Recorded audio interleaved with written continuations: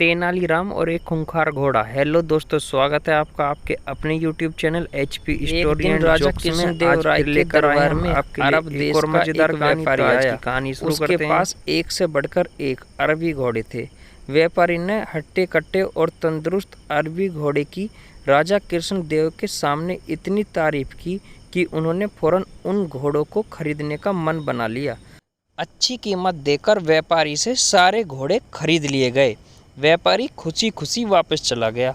महाराज बहुत खुश थे, लेकिन जब घोड़ों को रखने की बात सामने आई तो समस्या खड़ी हो गई।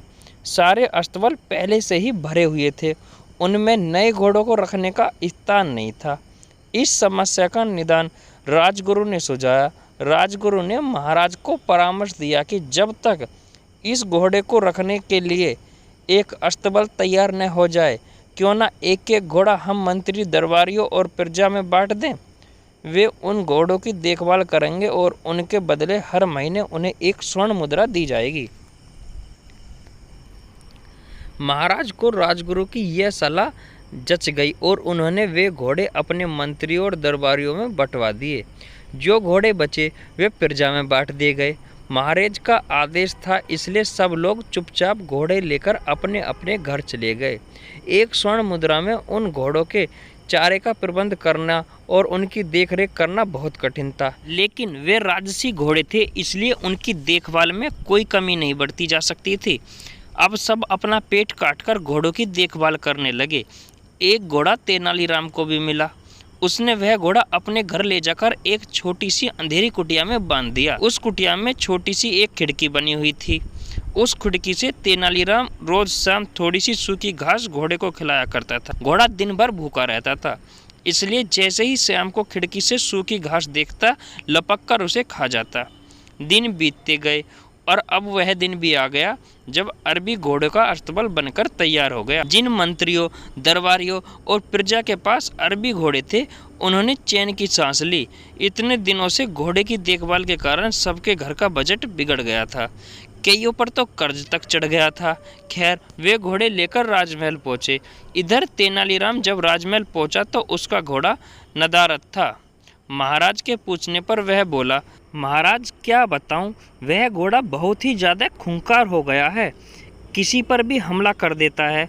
मुझ पे तो इतना साहस नहीं कि उसके अस्तबल में घुस पाऊं, इसलिए मैं उसे नहीं ला पाया। महाराज कुछ कहते इससे पहले राजगुरु बोल पड़े, महाराज तेनालीराम की बात पर विश्वास नहीं किया जा सकता। अवश्य घोड़ा सही सलामत नहीं है, इसलिए तेनालीराम बहाना बना रहा है।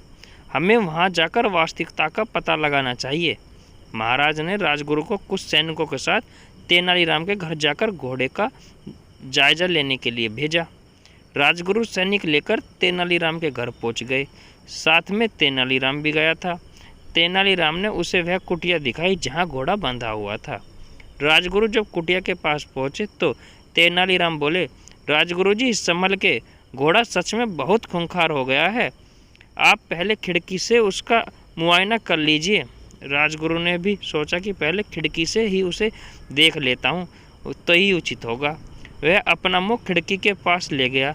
दिन भर से घोड़े ने कुछ नहीं खाया था। तेनालीराम शाम के समय ही उसे सूखी घास दिया करता था, इसलिए जैसे ही राजगुरु खिड़की के पास अपना मुंह लेकर गए, उनकी दाढ़ी को सूखी घास समझकर घोड़े ने मुंह में दबा लिया और खींचने लगा। राजगुरु दर्द से चीख पड़े। यह देख तेनालीराम बोला, मैंने कहा था ना राजगुरु जी की घोड़ा बहुत बड़ा खूंखार हो गया है।